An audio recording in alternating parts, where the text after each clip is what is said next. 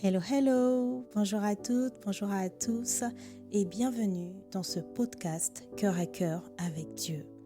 Chaque jour, laisse Dieu te parler au travers de sa parole. Dans ce podcast, nous partagerons des exhortations brèves, puissantes et guidées par l'amour pour t'aider à méditer les Écritures profondément, verset après verset, pour t'aider à guérir, à être éclairé, affermi, mais surtout faire la rencontre de Dieu telle que tu ne l'as jamais connu, afin de vivre une relation intime et vivante avec lui. Alors installe-toi bien, dispose ton cœur, dispose ton environnement, dispose tes pensées. Nous entrons dans sa présence.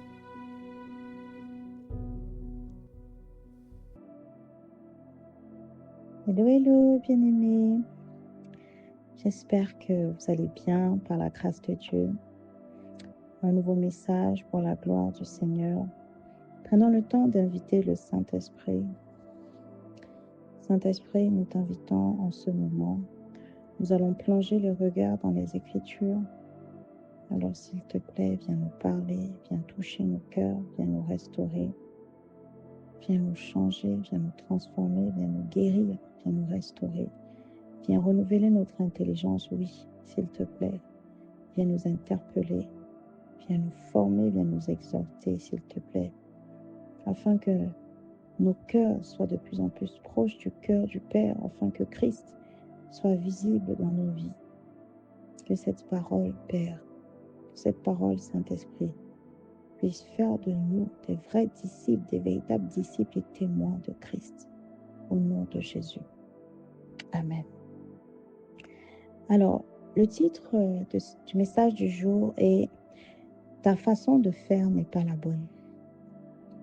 Ta façon de faire n'est pas la bonne. Nous allons lire en version Nouvelle Français Courant le livre d'Exode, chapitre 18, versets 13 à 24. Le lendemain, Moïse prit place pour juger les querelles du peuple. Du matin au soir, des gens attendirent pour se présenter devant lui. Lorsque son beau-père vit tout ce qu'il avait à faire pour le peuple, il lui dit « Pourquoi procèdes-tu ainsi ? Pourquoi fais-tu ce travail tout seul en obligeant les gens à attendre debout du matin au soir, le moment de se présenter devant toi ? Ces gens viennent à moi pour consulter Dieu, répondit Moïse. Lorsqu'ils ont une dispute à régler, ils viennent me trouver. Je tranche le cas qui les oppose et je leur fais connaître les décrets et les enseignements de Dieu. Son beau-père reprit, ta façon de faire n'est pas la bonne. Tu vas t'épuiser complètement, toi et ceux qui viennent te consulter. Cette tâche est vraiment trop lourde pour toi. Tu ne peux pas l'accomplir seul. Écoute donc ce que je te conseille et que Dieu soit avec toi. Ton rôle consiste à représenter le peuple devant Dieu ou lui présenter les affaires difficiles. Explique-leur les décrets et les enseignements de Dieu. Indique-leur la conduite à tenir, comment agir. Pour le reste, choisis parmi le peuple des hommes de valeur, pleins de respect pour Dieu, aimant la vérité et incorruptibles. Tu les désigneras comme responsables à la tête de groupes de 1000, de 100, de 50 ou de 10 personnes. Ce sont eux qui siégeront chaque jour pour juger les querelles du peuple. Ils te soumettront les affaires importantes, mais ils régleront eux-mêmes les causes mineures. De cette manière, tu allégeras ta tâche, puisqu'ils en partageront la responsabilité avec toi. Si tu fais cela, et si c'est bien ce que Dieu t'ordonne, tu ne t'épuiseras pas. Et de leur côté, tous ces gens rentreront chez eux en paix. Moïse suivit les conseils de son beau-père. Nous rendons grâce à Dieu pour cette parole. Oui, un peu de lecture, ça fait du bien. C'est la parole et il est doux en fait de passer du temps dans la présence et dans la parole de Dieu parce que être dans sa parole, c'est être dans sa présence. Amen.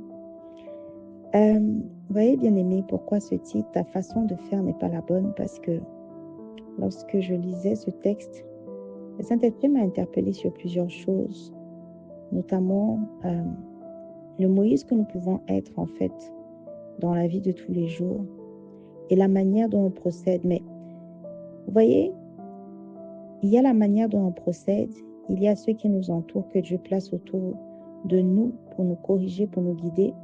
Puis il y a comment on réagit et puis il y a les résultats. Alors si on commence par le Moïse que nous sommes en réalité, comment est-ce qu'on procède? Vous voyez, bien-aimés,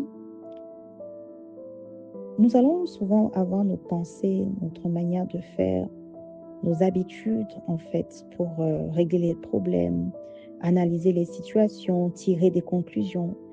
Eh bien, le Seigneur nous interpelle ici, et la parole le déclare d'ailleurs, que la sagesse est dans la multitude de conseillers, ou la réussite ou le succès dans la multitude de conseillers. Je ne me rappelle plus le début de la phrase, mais c'est dans Proverbe.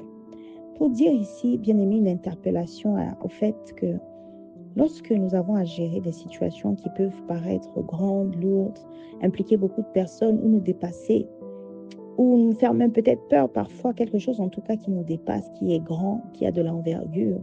Bien aimé, c'est important que nous puissions nous arrêter pour prendre conseil, pour demander, pour observer, pour demander au Seigneur, Père, donne-moi la grâce de rencontrer des personnes qui pourront me parler, que tu pourras utiliser pour me guider, pour me mettre sur le bon chemin. Seigneur, viens me parler. Donc, c'est de disposer nos cœurs en réalité à être, à rencontrer, à faire ce que Dieu attend de nous, ce que Dieu veut pour cette situation. Est-ce que c'est ce que nous faisons? Est-ce que nous sommes disposés à non seulement solliciter le Seigneur, mais aussi, pourquoi pas, à regarder autour de nous? Est-ce que nous savons nous arrêter ainsi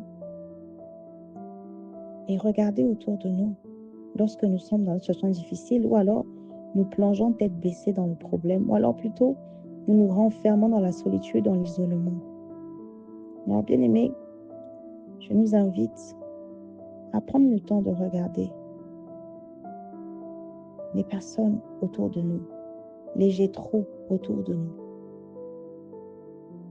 afin d'avoir des conseils. Et puis maintenant, le deuxième cas, c'est de se dire, lorsque même nous avons ces personnes autour de nous qui viennent nous conseiller ou à qui nous demandons conseil, car encore une fois, la réussite ou la sagesse sont dans la multitude de conseillers, avec quelle attitude, quelle disposition de cœur est-ce que nous écoutons?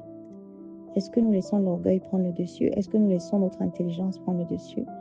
Est-ce que nous laissons notre expérience prendre le dessus? Ou est-ce que nous avons un cœur qui est disposé simplement à écouter et à se dire, je peux me tromper. Je peux me tromper. Et si j'écoutais?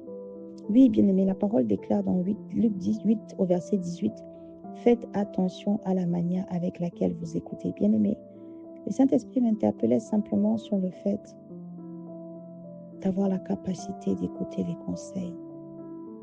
Parce qu'une fois qu'on a prié et qu'on a demandé au Seigneur, Seigneur, mets sur mon chemin des personnes qui pourront me conseiller. Dispose-moi, fais-moi rencontrer ces connexions, ces réponses de destinée. Une fois que ces personnes arrivent, nous pouvons encore nous-mêmes faire tout gâter en fait, faire tout tomber. Alors soyons vigilants dès aujourd'hui. Après avoir prié, ou si nous sentons vraiment l'Esprit nous pousse vers quelqu'un, ou si l'Esprit nous pousse à écouter quelqu'un bien-aimé, ne soyons pas nous-mêmes ceux-là qui rejetons le conseil du Seigneur. Ta façon de faire n'est pas la bonne. Comment est-ce que cela résonne en toi? Est-ce que ça crée en toi des frustrations? Est-ce que ça crée en toi de la colère, de l'énervement, de la tristesse? Oui, bien-aimé, parce que lorsque Jéthro a dit cela à Moïse, regardez, il ne s'est pas braqué. Il ne s'est pas braqué. 1, il a écouté, il ne l'a pas coupé Jéthro. 2, il a laissé finir en fait d'expliquer. Oui, Jéthro a eu le temps de lui expliquer pourquoi sa façon de faire n'est pas la bonne. Tu vas t'épuiser, et puis tu vas aussi épuiser ceux qui viennent. La tâche est trop lourde. Et puis Jéthro lui a dit, écoute donc le conseil, ce que je te conseille. Il lui a laissé le temps, Moïse a laissé le temps à son beau-père de s'exprimer, de partager son conseil. Oui, bien-aimé. Et il est écrit au verset 24. Moïse suivit les conseils de son beau-père. Ce que j'aime beaucoup, au verset 23, c'est le beau-père lui-même qui dit, si tu fais cela et si c'est bien ce que Dieu t'ordonne. Vous voyez, bien-aimé, il y a toujours l'aspect, la nécessité d'inviter le Seigneur. Alors, c'est un appel à s'arrêter dans chaque expérience qu'on vit. Dans le feu de l'action, hein, c'est pas après. Après, c'est peut-être parfois un peu tard. Mais de se dire, ah, je m'arrête, Père. Quelle est ta volonté? Qu'est-ce que tu ordonnes dans cette situation? Puis, regardons à notre cœur et demandons au Seigneur de nous révéler les choses cachées dans notre cœur. Oui, bien-aimé, la parole déclare, le cœur est tortueux. Ta façon de faire n'est pas la bonne. Est-ce que ça te pique lorsqu'on te le dit? Imagine-toi, on te le dit. Est-ce que ça va te piquer? Si tu es convaincu, par exemple, que tu fais quelque chose de bien, tu as ton organisation, peut-être c'est l'organisation d'un événement, peut-être c'est comment tu gères ta maison, peut-être c'est comment tu parles à tes enfants, peut-être c'est comment, je ne sais pas, quelque chose que tu as pu faire ou dire dans une relation amicale avec ton mari, etc. Et puis, imagine, on te dit, ta façon de faire n'est pas la bonne. Est-ce que tu es disposé à écouter, bien-aimé? Oui. La parole déclare dans Jérémie 33, verset 3, « Invoque-moi, je t'annoncerai de grandes choses, des choses cachées que tu ne connais pas. » Alors, supplions à ce que le Seigneur nous révèle, nous annonce les choses cachées, enfouies dans notre cœur, bien-aimé. Parce que parfois, nous sommes notre propre obstacle. Très souvent, nous sommes l'ennemi des réponses de Dieu pour nos vies.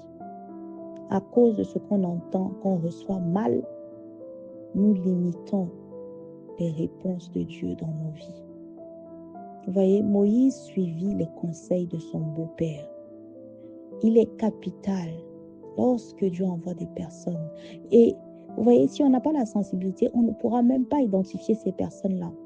C'est pourquoi la parole déclare qu'il faut aimer les reproches, il faut aimer les réprimandes, il faut aimer les remarques. Oui, bien-aimé, parce qu'au travers des reproches, des réprimandes, de certaines choses qu'on peut nous dire, ça nous permet de grandir. Vous voyez, dans le monde, on a tendance à dire faut faire une critique constructive. Non, bien-aimé. Ça, c'est dans le monde, on peut l'entendre. Mais en tant qu'enfant de Dieu, Dieu a dit aime les reproches. Il n'a pas dit aime les reproches constructifs. Il a dit aime les reproches. Ça veut dire que dans toute reproche, tu as toujours une occasion, une opportunité d'apprendre quelque chose. Tu as toujours une opportunité de t'arrêter et de te regarder dans une glace. Tu as toujours une occasion de t'arrêter et de te dire comment est-ce que j'aurais pu faire mieux, comment est-ce que je peux faire mieux, comment est-ce que je peux être mieux, comment est-ce que je peux me rapprocher de la volonté de Dieu, du cœur de Dieu. Ta façon de faire n'est pas la bonne. Comment cela résonne en nous?